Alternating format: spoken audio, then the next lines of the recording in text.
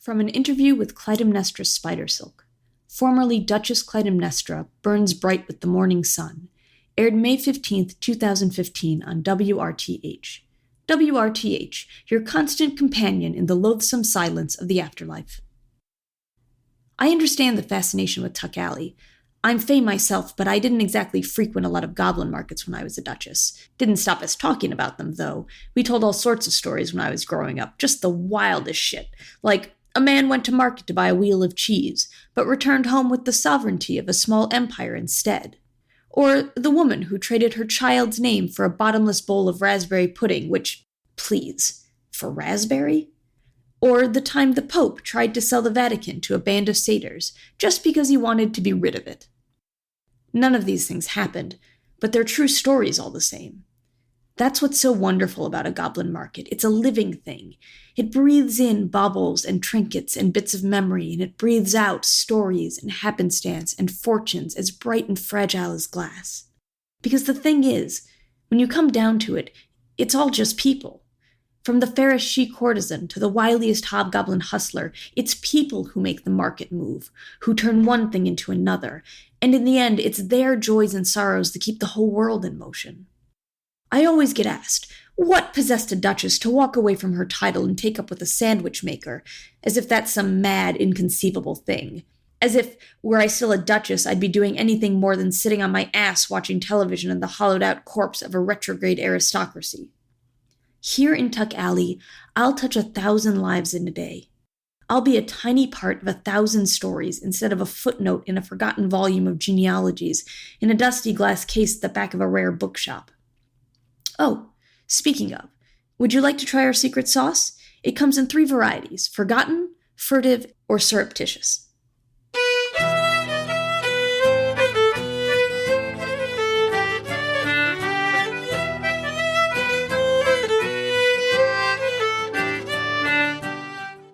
In the decades and centuries since its great tragedy, the city of Salem, Massachusetts has become a sanctuary for the strange, the unusual, and yes, the supernatural. Werewolves, vampires, fairies, mages, and other more esoteric things now walk the streets in relative safety. And when the mortal population gets too curious, they do what any community would do.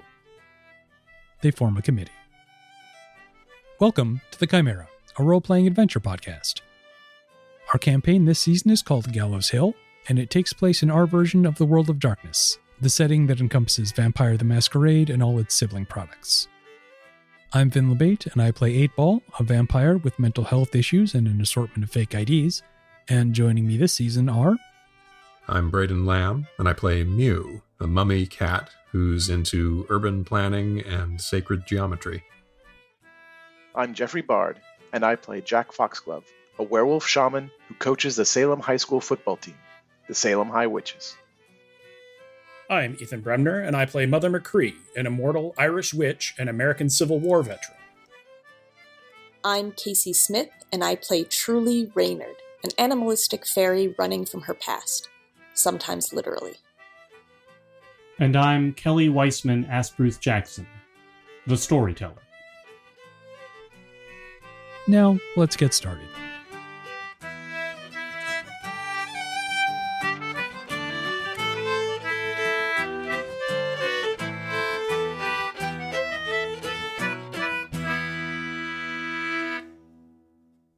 Right, so we're coming back together again to continue the beginnings of the Sanitation Commission in the city of Salem. Where we left off, the mayor had supplied a stack of a few different examples of cases that he might appreciate you looking into, but in general, you have a broad mandate to maintain the masquerade in Salem to make sure that in general, humans don't find out about the existence of supernatural beings, or at least don't find out about it in an actionable way. There's probably a general sense of like things are... I've read a whole bunch of different interpretations of what does the average mundane person think is going on in the world of darkness, kind of in general. So it's not so much the idea that they shouldn't necessarily think that there's anything magical at all in the world. Mm-hmm. It's that they need to be continuously dissuaded from asking too many questions, or in particular, looking to do anything about any inklings that they might have. There's a general sense of like the gothic punk nature of the setting means that there should actually be a kind of a baseline superstitious character to human existence, just running around in the world in general, and that there's kind of a baseline dis-ease, sense that there are things you shouldn't talk about, shouldn't question. It's when that dis-ease gets overcome, especially by anyone with power or authority, that's when the problem starts to arise. So that's sort of your mandate. Maintain the masquerade in that sense. So I thought to start today, we would have some type of a coming together, probably a meetup. It was suggested that the group might open an office on Tuck Alley in a vacant storefront there. And so as a way into today's episode, I thought we'd do a little close-up on one character in particular, and I figured we could start with 8-Ball, Vin, if that's all right. Okay. Just a little bit about where she would be coming from on the way to the first meeting at this new office. And it's really your call where. If you want to have her like wake up in her lair and go straight there, that's fine. If you think she'd run an errand beforehand, if you think she'll often show up 2 hours late, it's all in bounds. Just wherever. We'll start with where she is beforehand and then her trip there. I think she probably wants to get there fairly early, just to sort of like stake a bit of claim. It's in Tuck Alley. Tuck Alley's a weird space. Do we want to talk about that first? I think I want to talk about where she'll start, and then I'll walk you through the getting to the weird place that is Tuck Alley. Cool. I think actually she probably meets up with her friend Edie Swift, who is a little bit fey-blooded and knows Tuck Alley really well. Just sort of like in that way that like you bring a friend along to check out your new apartment if it's in a neighborhood they know. So I think probably she swings by Bell Book and Coffee, which is the diner. And they meet up there and head over. Okay, so she walks into Bell Book and Coffee. It's a relatively quiet time of night, post-dinner rush. So there's just, some people having coffee or having dessert, eating fairly quietly. Edie is there. You want to give us a quick description of Edie? Edie is probably in her like mid-20s, messy blonde hair, a little taller than 8-Ball, a little heavier, probably just getting off. So she's switched into like after work clothes. So like in an after works with like jeans, t-shirt, she's a bit of a party girl. So she's probably like tossed on like some makeup. Okay. Yeah. So Edie greets 8-Ball, says, okay, you wanted me to check out this unused storefront, the old clove merchant place, right? Yeah. Okay. I think it's been vacant for a while, so I don't know if there's anything interesting. Ephemera cleared out real quickly, but I'll take you there. So you walk through downtown Salem a little bit until you come to the Essex Street pedestrian walkway. There's a section in downtown Salem that's closed to cars, and it's just a pedestrian sort of promenade. Turn on to Derby Street to Derby Square. Derby Square is the location of the old town hall. It's a museum now. It's not, it's sort of a tourist trap, but at night it's kind of not anything. It tends to be pretty quiet in Derby Square. And there are several exits, little side streets and alleys off of Derby Square. But if you turn 3 times in a certain place and stop at the right moment, you see a street that wasn't there before, a little alleyway between 2 buildings that before it seemed like they just met up wall to wall. Do you have to turn Widdershins? Of course. Yeah. Edie sort of walks you through it. There may be something a little bit more involved than that because Edie's with you and she's able to sort of do it. But basically, it's a door in magical sense into an alley that doesn't exist in the regular physical world. And so there's this space opening before you that has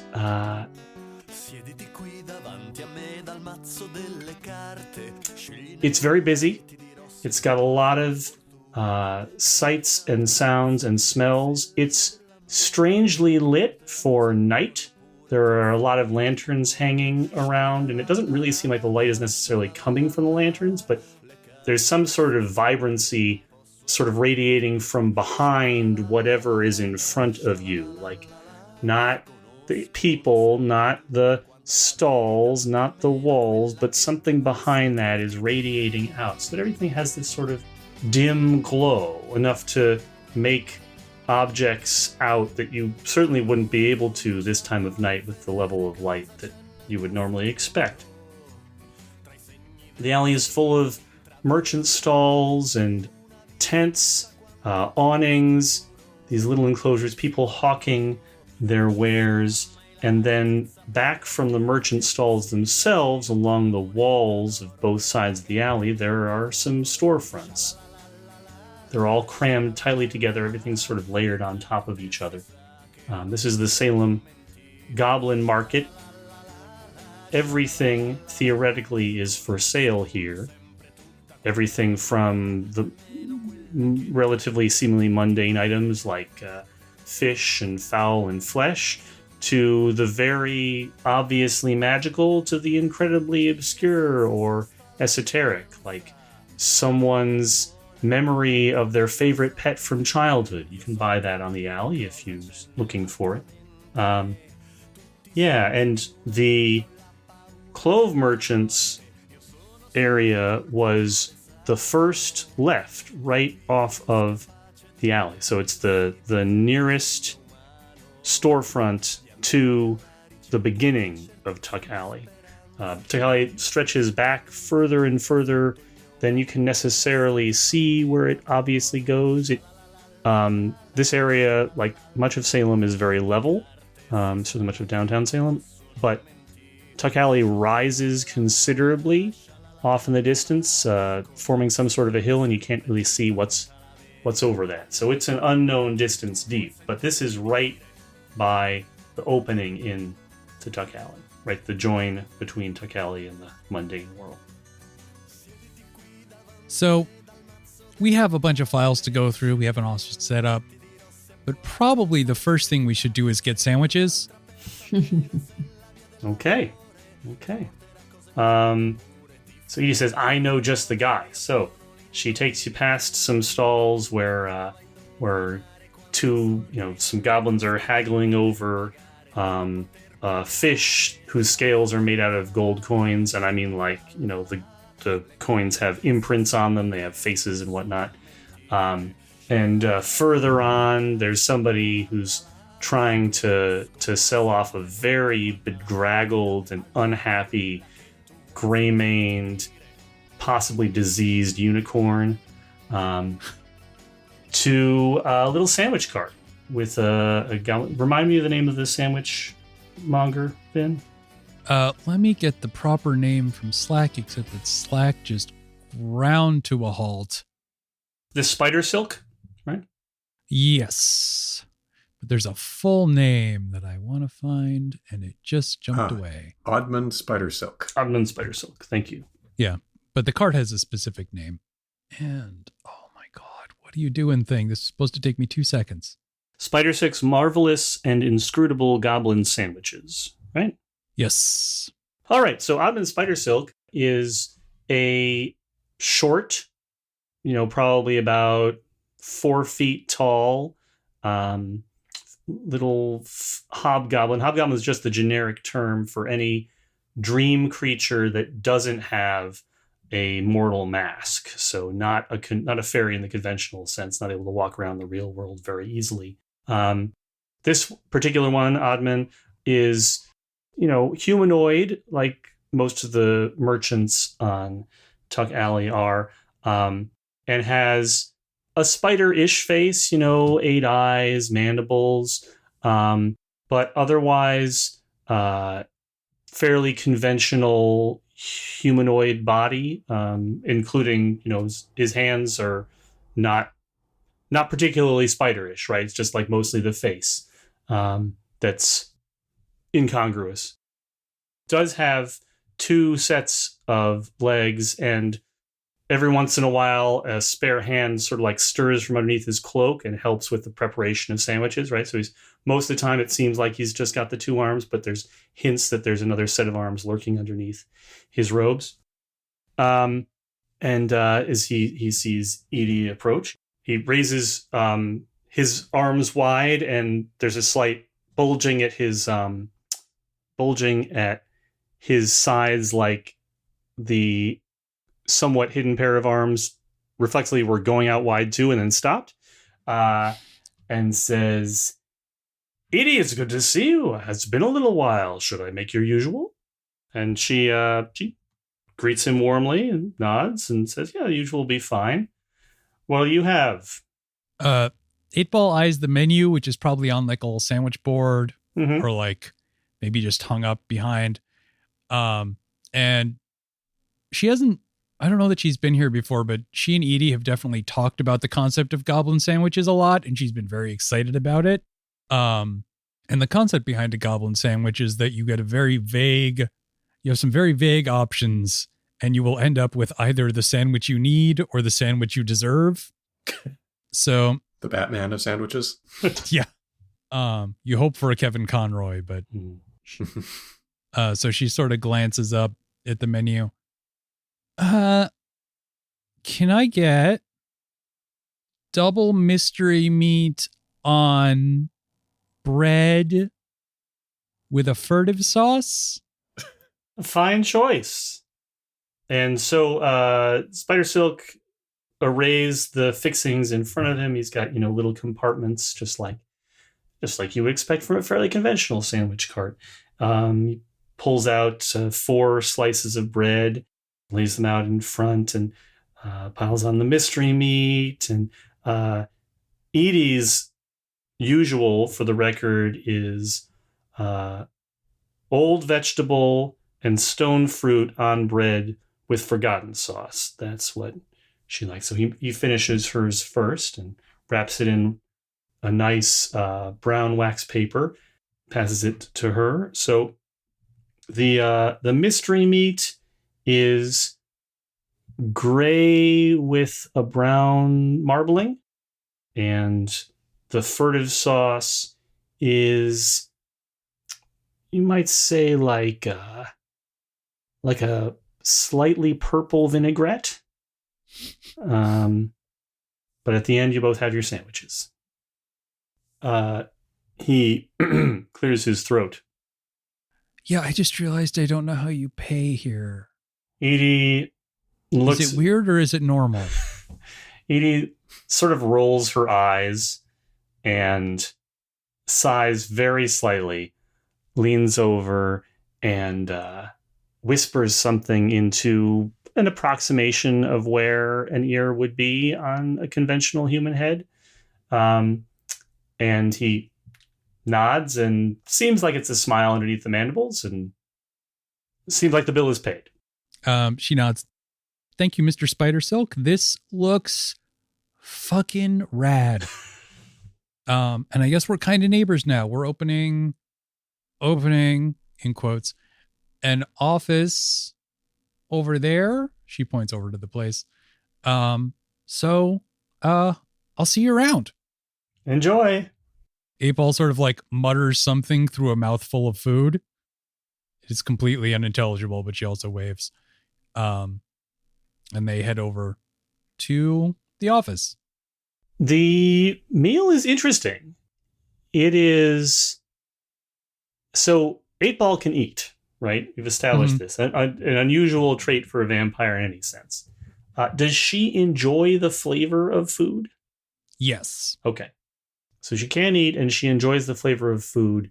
But there's no question that being a vampire has done something to affect her taste buds, right? Mm-hmm. And this sandwich is probably not the best sandwich she has ever had, in the sense of like She can remember mortal experiences where she had a sandwich that she might have liked better.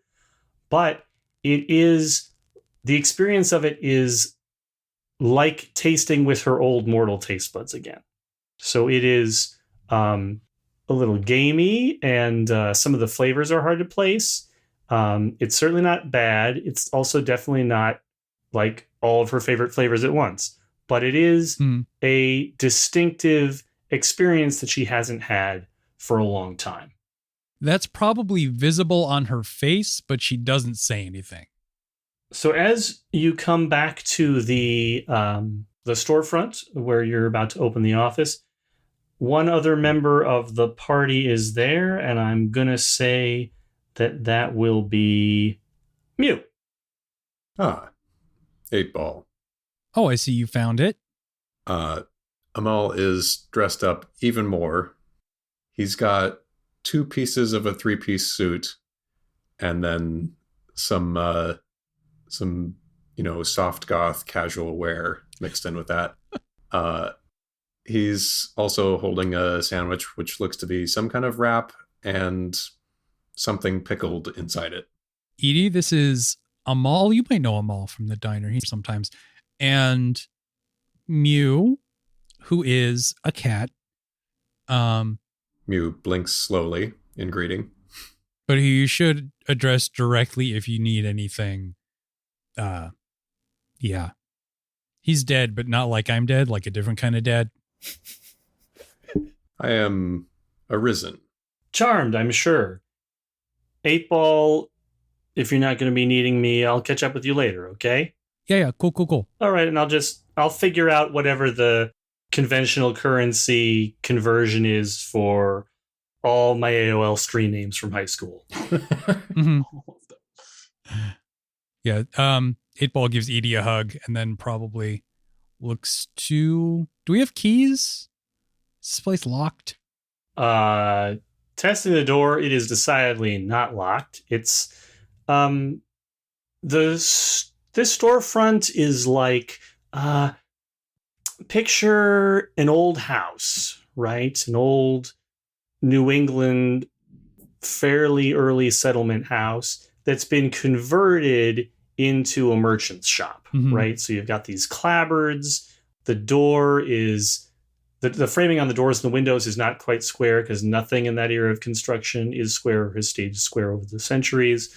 Thing feels old without necessarily being run down. But when you just like test the door at all, it just creaks open. Yeah, I'm going to say that maybe top of our priority list is to get doors that lock. Yes, I would agree. I wonder if Mother McCree might be able to assist with that. Mother McCree, you're standing behind me. Am I being asked to do more now? Look, I can't be your locksmith and work on this sanitation committee. This is... Why don't you just hire a normal locksmith? What's wrong with you? As soon as she speaks up, Mew arches his back and puffs his tail up. He was not expecting her there. I mean, it's your office as much as the rest of us. I'm going to handle the IT. I presume you're not handling the IT. I don't know what it is. But what's important is, why do you think anyone's going to barge into a sanitation committee building? Well, okay, I realize that you're older than me, but when you get to be as old as I am, you realize that people will barge into wherever the fuck they want to, because people are weird and rude. Not to mention... Dearie, I know about how people barge into things, but people usually barge into things that matter. We're running the sanitation committee. Anyway, you all took far too long to get here. I think the other two are coming along any moment now. I literally cannot leave the house till the sun goes down. Well, if our docket is to be believed, we will also be handling some sensitive materials. Things that should be kept away from the prying eyes of the public, as well as things that should be kept away from potential perpetrators. Well, the mortal public, to be sure, but we're not, unless you expect them to be hopping over and grabbing a sandwich from the spider guy, I don't think they're going to be coming in here anytime soon. We shall see. And if they are, we've got more than our work cut out for us. This is the point where both Coach and Truly arrive at roughly the same time, but from opposite directions. Coach is coming from the door to the natural world, and Truly arrives from somewhere down further into the market. Are changeling means affected at all by being in Tuck Alley? Or masks, I guess? In general, I would say, and this applies just universally when you're in the Umbra, which is just one derivation of the Umbra.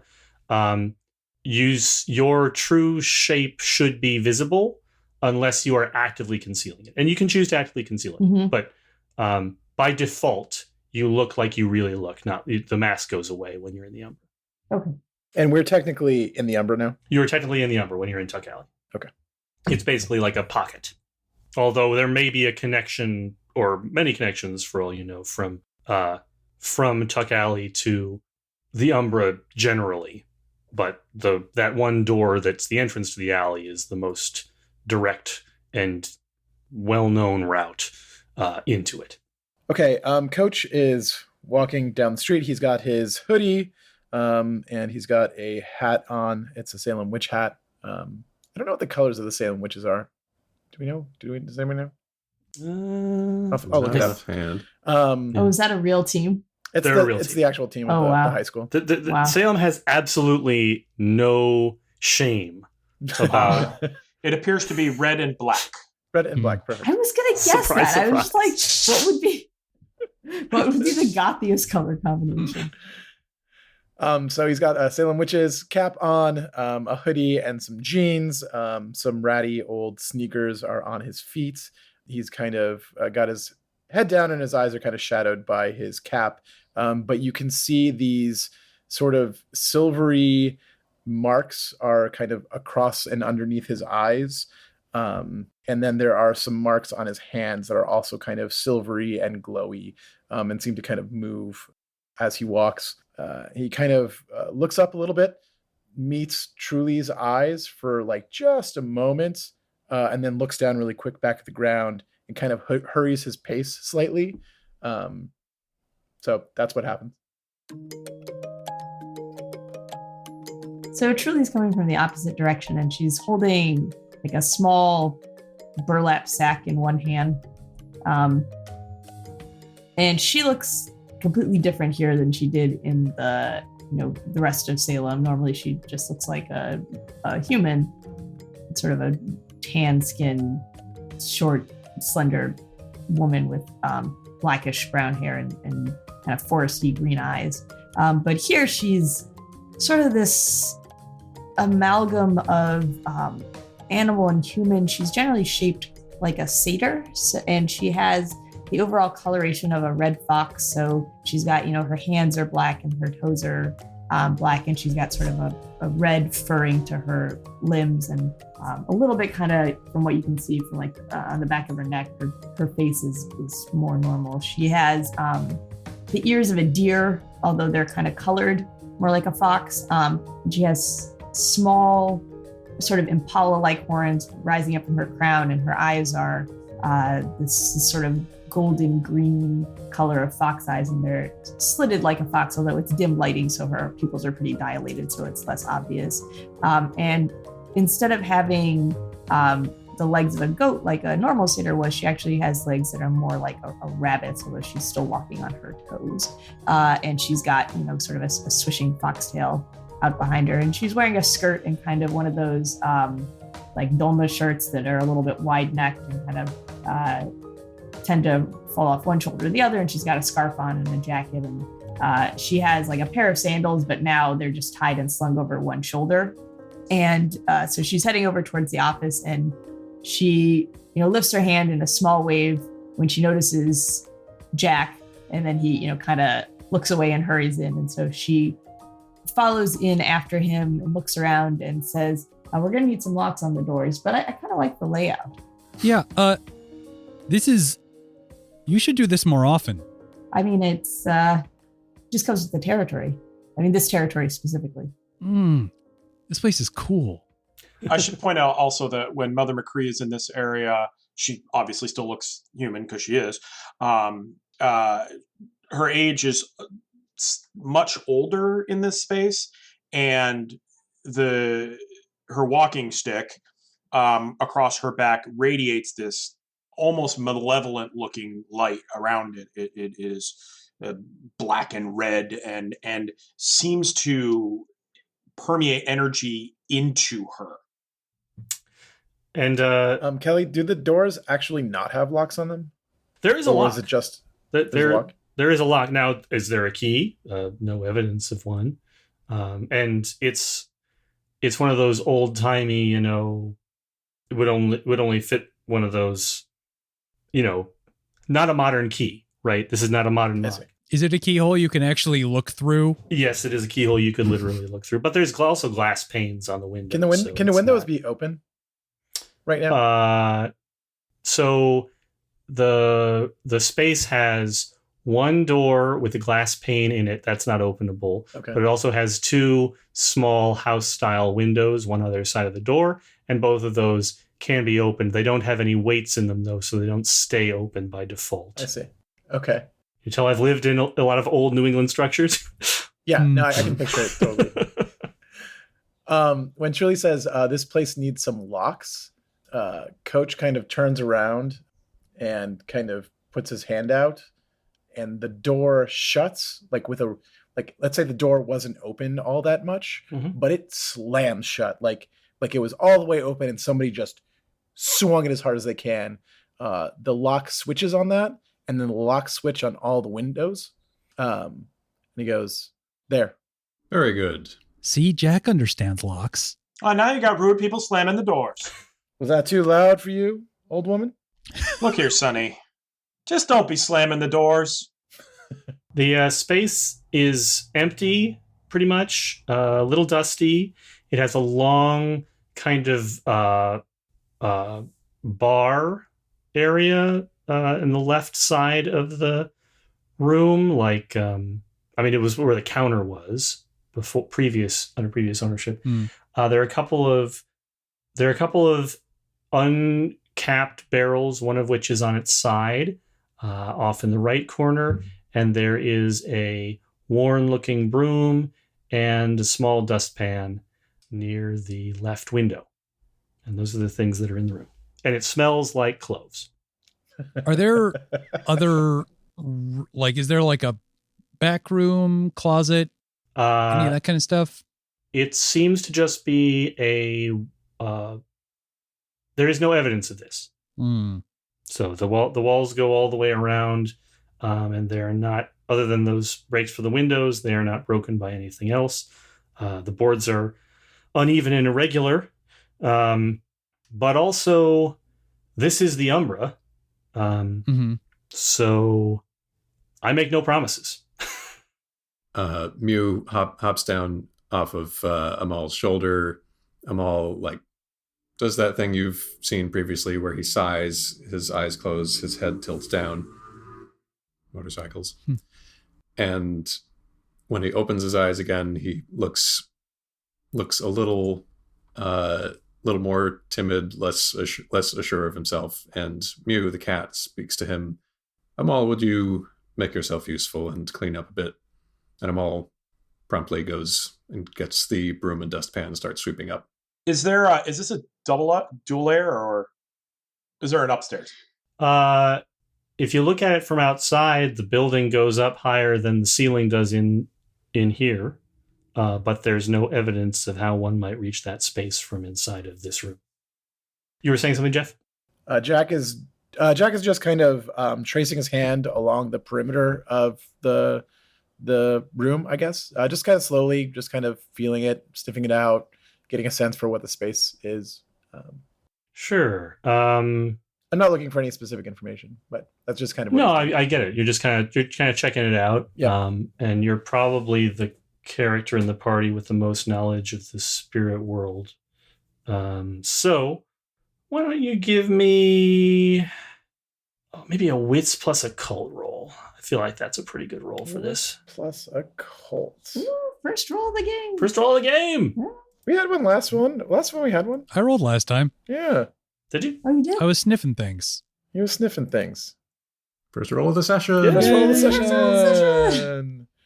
All right, we're gonna go 1, 2, 3, 4 successes. 4 successes. Damn. Okay. Wow.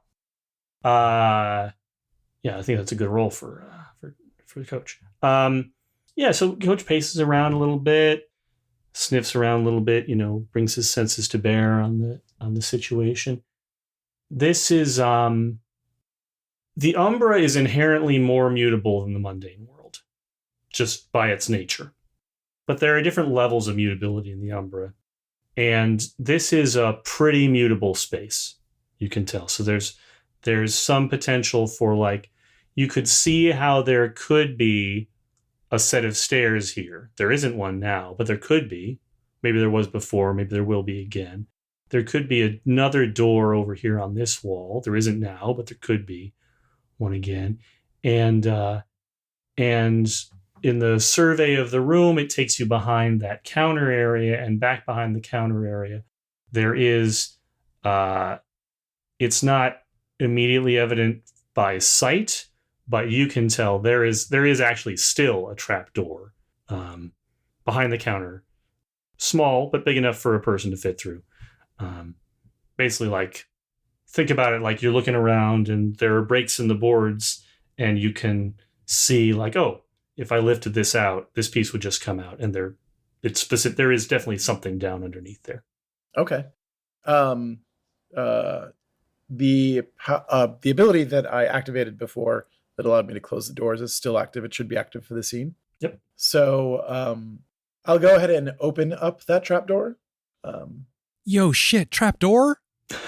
Yeah, and I'll say, hey, look what I found. It's not stairs, but it's stairs. 8-Ball jumps the counter and, like, shoves her head down.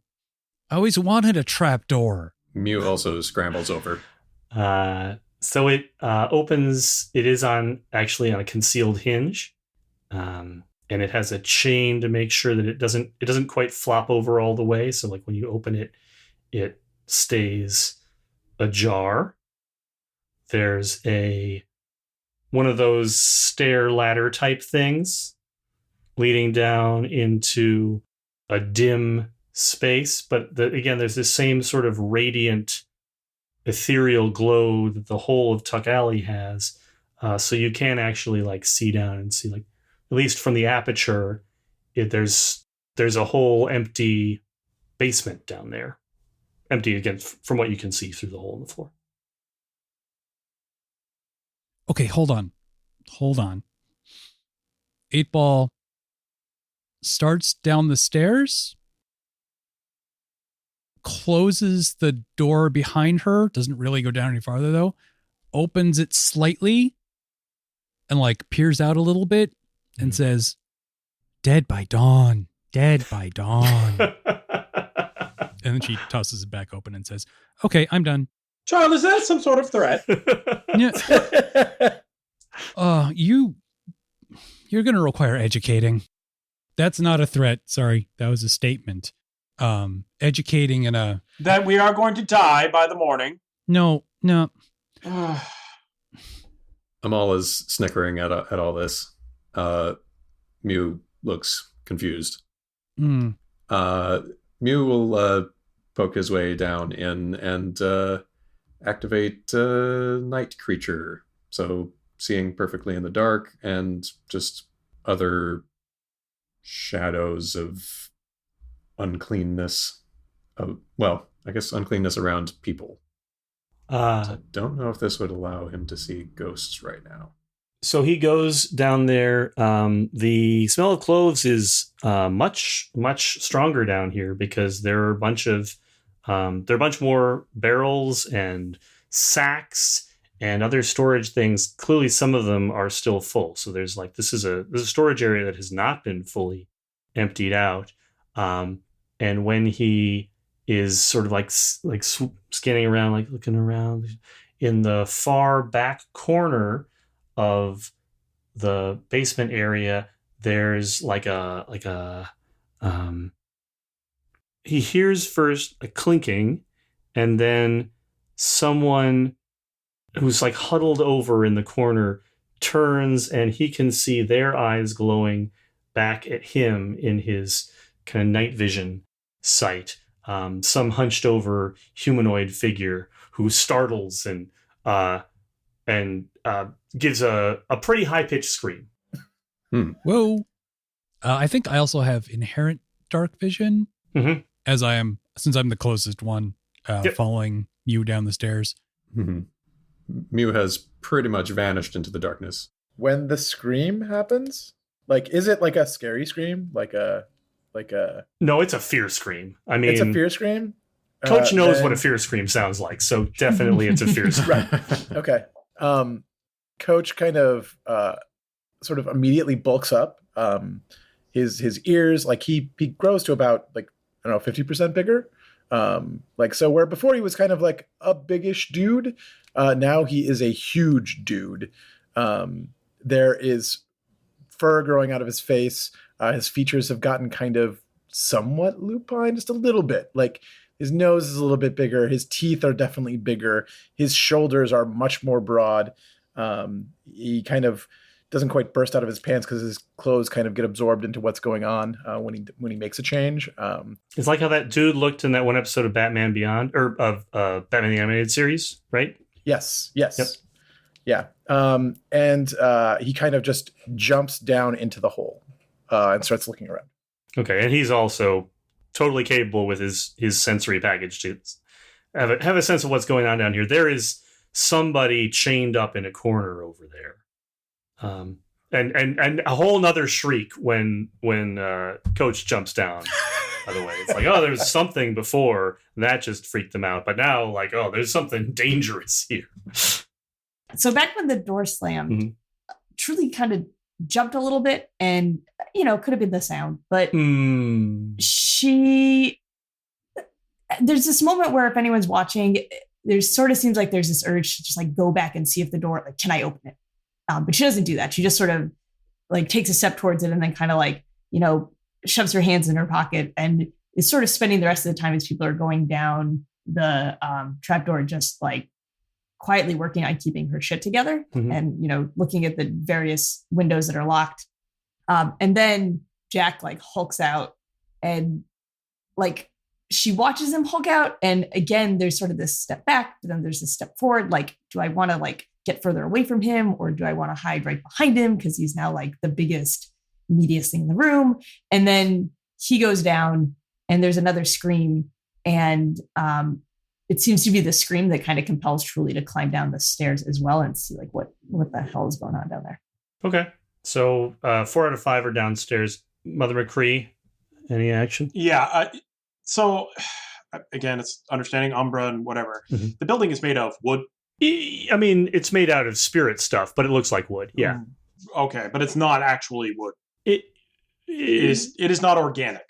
It is and it isn't. It is and it isn't. Yeah. For most purposes it is, but if you want to get technical about it, it's not. Does it contain life? Oh, like would the life arcana apply to it? Yeah, I guess. I was trying to be more subtle about it, but yeah. Yeah, sure. Yeah, I mean, in general, you should think of, see, it is a little bit complicated because we are in the Umbra. I think I'm going to say no, only because it's too many steps removed, right? Sure. Wood in the regular world is like, well, it's a living thing that's not technically living anymore, but it's like one space over. Here, it's a living thing that's not technically living anymore, and it's also not really that thing. So I think that, like, exactly, if it was a live tree in the Umbra, yes, but dead wood in the Umbra, no. Is the person screaming living? Yes. Okay. More about this person. Yeah. The night creature ability, Mew can see like a flickering aura of shadow around an unclean person. And unclean means one or more of these statements are true. Morality 3 or lower. No morality trait, or regained willpower, indulging a vice this scene, or acted in a manner prompting a degeneration check this scene. Right. Just in general, like someone who is hella sketchy by the curious moral standards of the The magical like overall very sketchy or recently sketchy? Right. No flickering is the answer. Okay. So then Mother McCree will just simply stand at the top of the, not even going a step down, standing at the top of the trapdoor, kneeling down and like just kind of kneeling down at the edge of the trapdoor. Okay. When Truly gets to the bottom of the stairs, Coach is going to notice that she's down there, probably through smell, and he's going to take his body and move it slightly more in front of her. Okay. The figure in the corner kind of is like was already kind of hunched and curled into a ball, but hunches further, curls further, backs even more into the corner as much as possible, and says, What's going on? Who are you? We're the new tenants?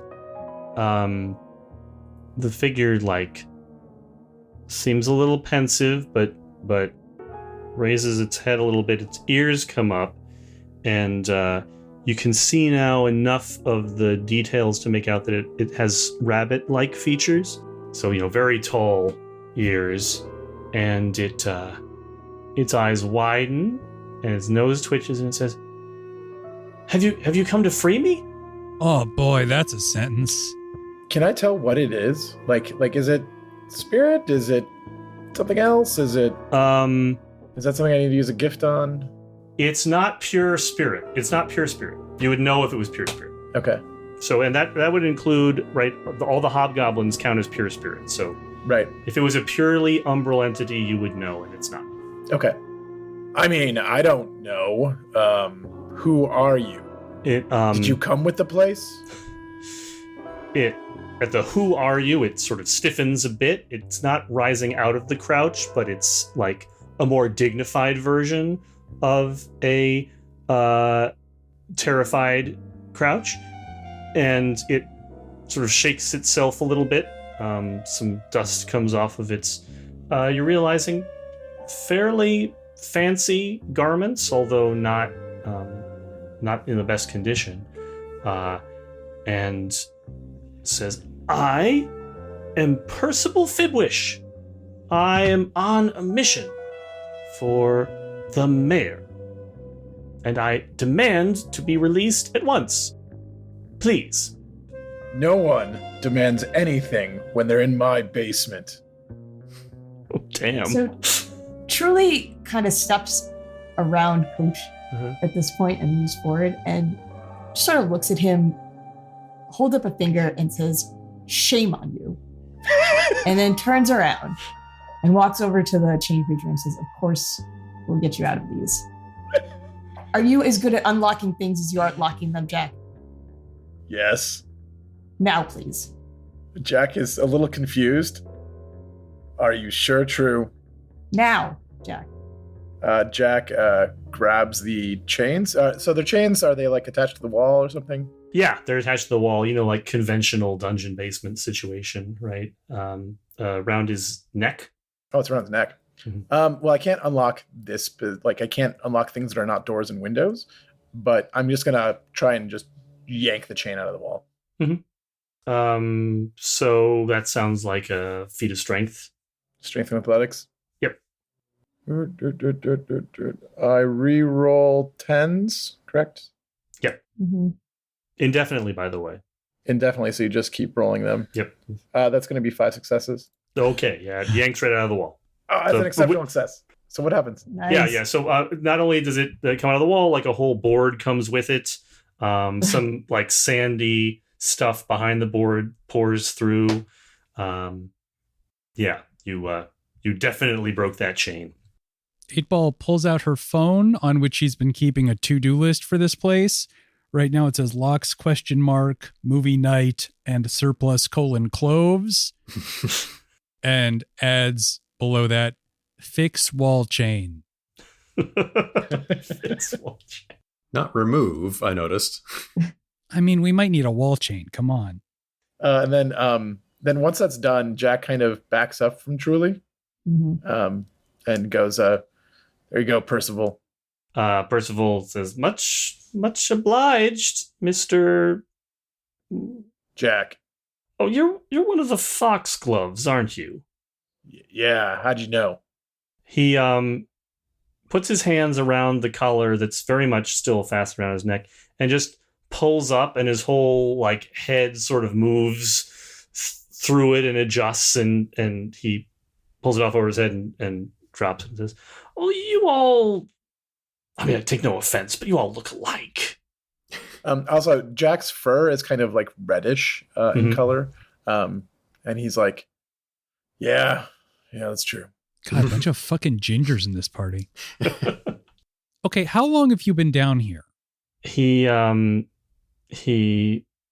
reaches in, so he's wearing a very, like, he's standing, he's still kind of cringing, but he is standing now. So basically this is a very slightly anthropomorphized rabbit, right? Like the absolute minimum you would need in order to wear clothes and manipulate like objects. the white rabbit. Kind of like a little bit like the white rabbit, exactly. And he's got, again, continuing the white rabbit theme, he's got like a very nice suit on. It's a 3-piece suit with a vest and a flashy green and blue ascot, and he reaches into the pocket of inside the jacket, in the pocket of the vest, and he produces this lovely golden pocket watch, and he opens it, and he does some calculations, and he looks at the face, does some calculations, and hit 3 phases of the moon. That's not okay. But I must away at once. I thank you very much for releasing me. I am forever in your debt, of course, but I have a very important message I need to deliver to the mayor. Which mayor? He's late for a very important date. Mew sort of appears out of a shadow and addresses him. Which mayor? Oh, Mayor Espinosa, of course. So that is the current mayor. We also work for the mayor. If there's anything that you need to tell us about why you're locked in our new basement. Oh, there's nothing you need to know other than that insidious Femeref is in quite a bit of trouble. Apol just sort of looks at Truly in a way that says, I am out of my element in this situation. What did he say? Insidious who? Femeref. That is the name. Actually, Edie mentioned this earlier. That's the name of the clove merchant. Oh. I wonder how that's going to affect our lease. Unless you're going to actively get in his way, he's going to leave. Is he carrying anything on him? Or is it just himself and his clothing? Just himself and his clothing. Jack goes to like just instinctually goes to grab him by the shoulder, but then like brings his hand away almost like it's hot and is he's wrestling with himself right now. Because by all rights, no one should have ever talked to him like that. But then Truly did. And he didn't do anything about it. And he's trying to figure out why. But he doesn't have an answer yet. So he's still a little bit worried about touching the rabbit. Apol just puts a hand on his arm. Truly doesn't do anything to stop him. He still stops himself. Wait, Apol puts a hand on the rabbit's arm? No, on Jack's arm, just to be like, Jack. I see that you are conflicted. It's cool. So before he leaves, he comes up the trapdoor. Yes.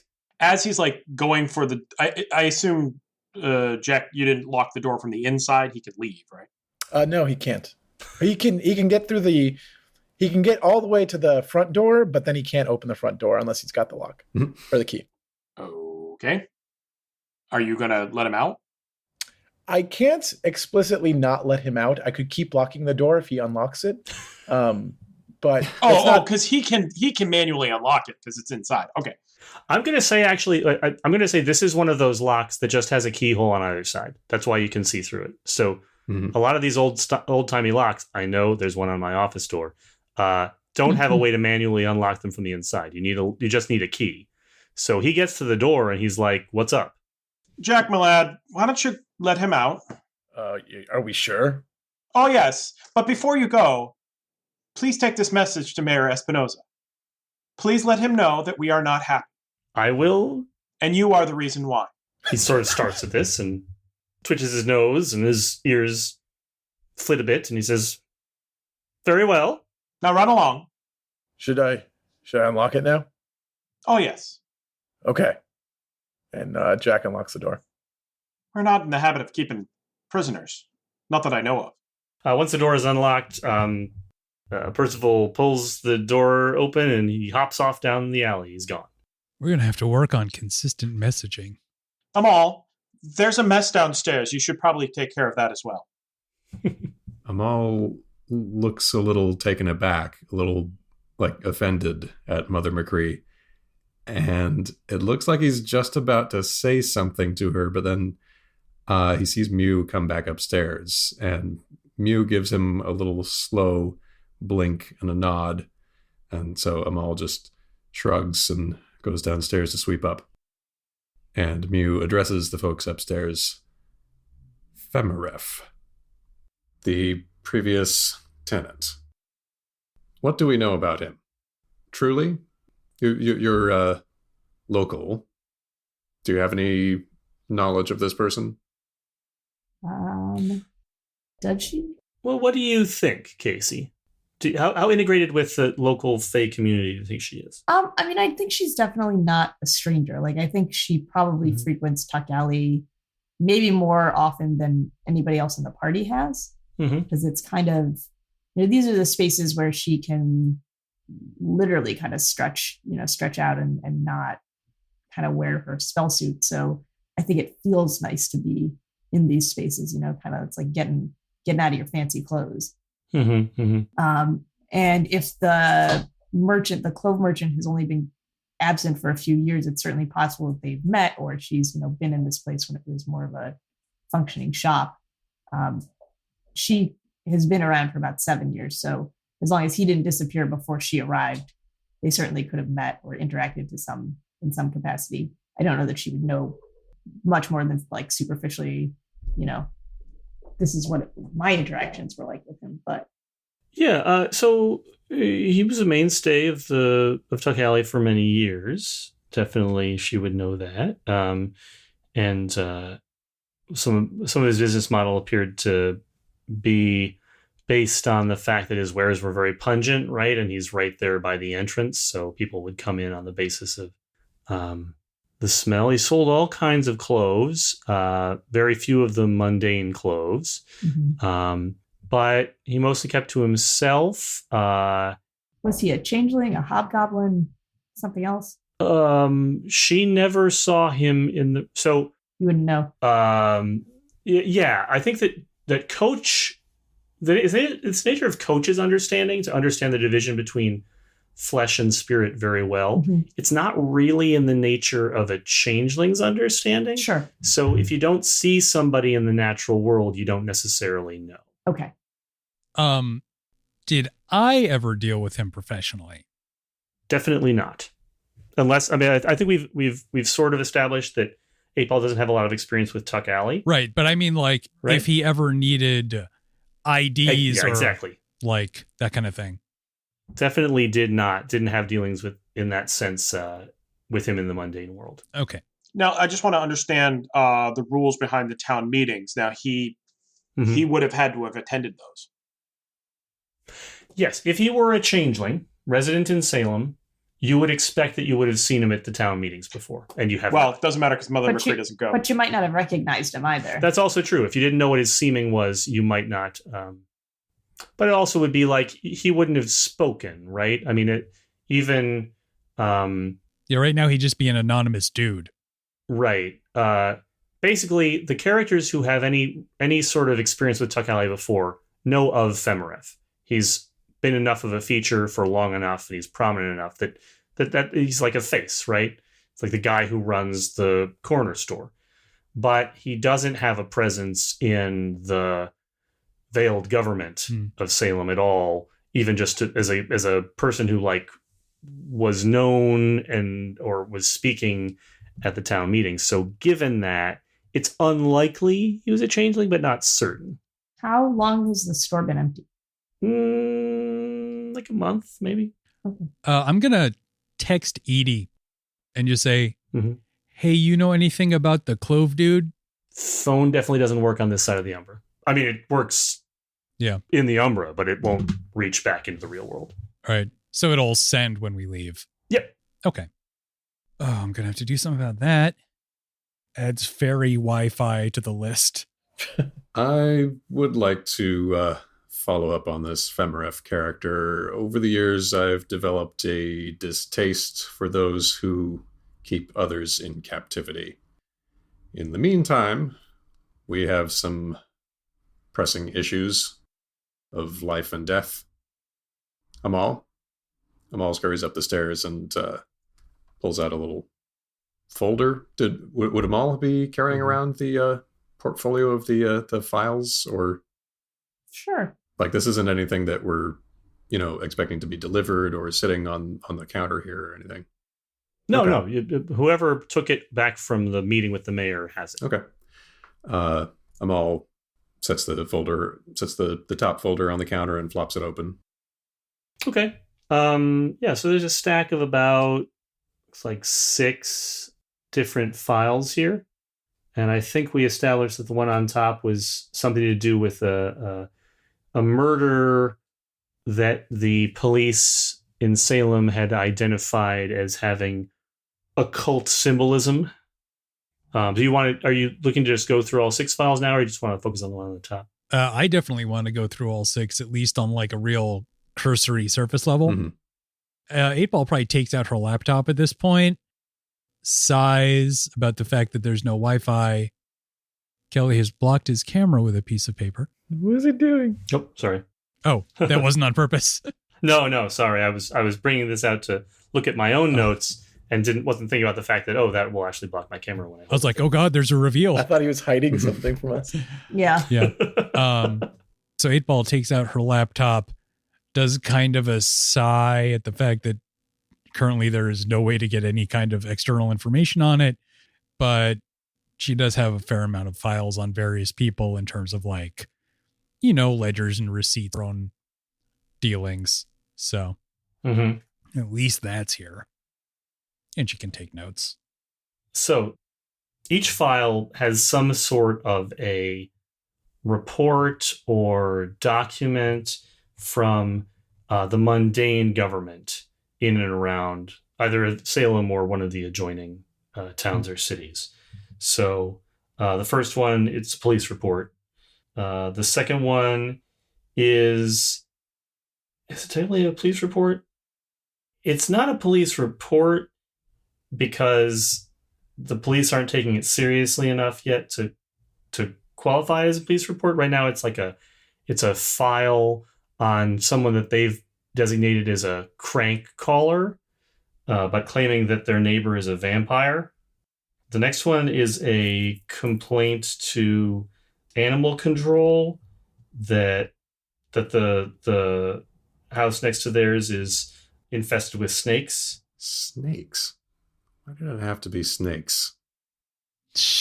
Kelly, can I just ask a quick question? Yep. Is there any part of this that explains why the mayor is concerned? Because the others obviously make sense, but the snakes in the house thing doesn't relate specifically to anything that we might immediately. It's fucking weird. I mean, it's weird, but there's like yeah, are there notes? All of these have there's not like extensive notes. There's definitely no detailed explanation, but there is something in a dark red writing that, that's probably blood. On all of the pages, to some degree, like, names circled or things underlined. The first few of them, it's pretty obvious, right? Like a cult, right. Murder with occult significance, right? Things like that are underlined. The second thing, right? Thinks his neighbor is a vampire. Like, that's circled, right? Vampire is circled. The third one, it's the address that's underlined. That's the only notation on the paper. The fourth is a printout from the internet from a subreddit. Printout from the subreddit called Worst Date Ever. From someone talking about their worst date ever, and using words like "she bewitched me," and a couple of other things like, some terminology that's, you'd have to go through and read the whole thing maybe to make it out. But essentially, there's a couple of words underlined and circled. That's the fourth one. The fifth one is a text of 2 different 311 calls asking about what the town is going to do about the Aurora Borealis, spelled 4 different ways across 2 different forms, in the vicinity of the Athenaeum. And the fifth is... That was the fifth. Sorry, that was the sixth. Yeah, that was the fifth. The sixth is a handwritten note, kind of large block print, not like real young, but still kind of childish writing. A couple of letters are reversed. Takes up the whole page. The only notation on this page is needs help, underlined. But the letter appears to be written from someone who's essentially saying, like, I need help with a problem in maintaining my own masquerade. Right? So it's like a self-report. Those are the 6 files. And then there's also the murdered. First one is the murder with the arcane. Right. The first one is the murder with occult significance. Gotcha. Okay. And he kind of implied that this was the implied order of importance. Did he imply that? You could take that meaning, but I wouldn't say that he said it like this is the way he presented the information. Okay. That's about what I think you can take away from it. Okay. Probably as we're going through them, 8-Ball is like just doing a quick, like just comparing any obvious names or addresses to her own files to be like, okay, is this a person I know? Is this a place? Like, do I know someone who lives next door to this place? Is Bob the snake summoner in trouble again? Yeah, I'm fairly certain that if it's a physical address, then Mother McCree knows exactly what that house is and who lives there, and yeah. Okay, yeah, so you think if we know this is the Snickomancer. You think that Mother McCree will know things by spatial location, is your feeling, Ben? Well, she also walks around the streets and has been walking around the streets. She's a busybody of late. Mm-hmm. She's not always been, but she's a busybody as it relates to the not the Umbra, but the mundane world of Salem. So she walks the streets, and if she's seen, I mean, whatever this address is, she's definitely walked by that house. Mm-hmm. So, and she's made it her business to know who lives in most houses. So the address is actually not in Salem, and that's the reason why I might be hesitant with the idea that she's walking. Fair enough. It's in one of the outlines. It's in Danvers, so it's a little way. It's a little ways out. From her perspective, I'm not saying everywhere, but Danvers would be one of the exceptions simply because it was part of the old Salem. Oh, the witch history, yeah. Right. I mean, so basically, the area of town government is a little bit fuzzy because there's not the same reason for strict borders that you have in conventional mundane government, but it encapsulates basically the most generous definition of Greater Salem. So all of Salem, Danvers, Peabody, Beverly, Marblehead probably stops. It's a little ambiguous. It doesn't include all of Lynn or just some of Lynn, maybe. And then probably also like Hamilton, Wenham would also fall into the same thing, although there's probably nothing interesting happening in Hamilton, Wenham. I'm just going to say, though, that it's a residential home kind of in an out-of-the-way area of Danvers, so I don't think that she would have a particular knowledge of it. Fair enough. It definitely doesn't ring any bells for her. It does ring bells, though, for you, Vin. So talk to me about, you said you're looking through your files. I assume they're like on your phone. On my computer, laptop. Okay, on the laptop. And so this would be anybody that you've helped with documents before, or anything else.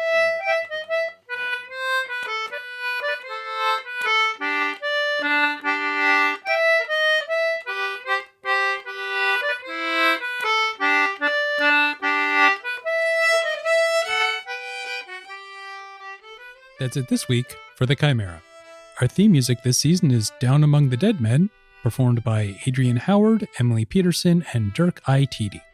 For information on other music used in this episode, check the show notes.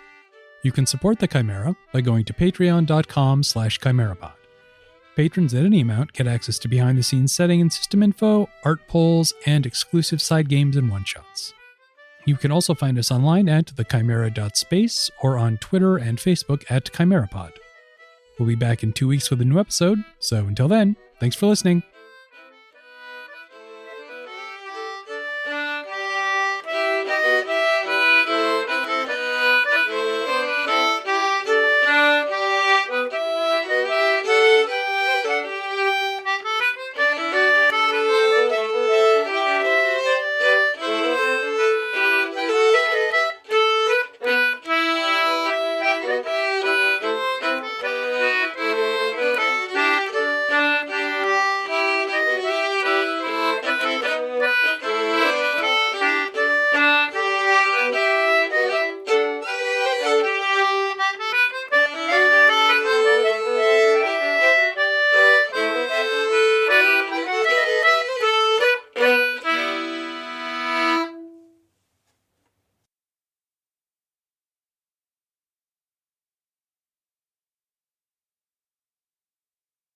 Snakes? Why did it have to be snakes?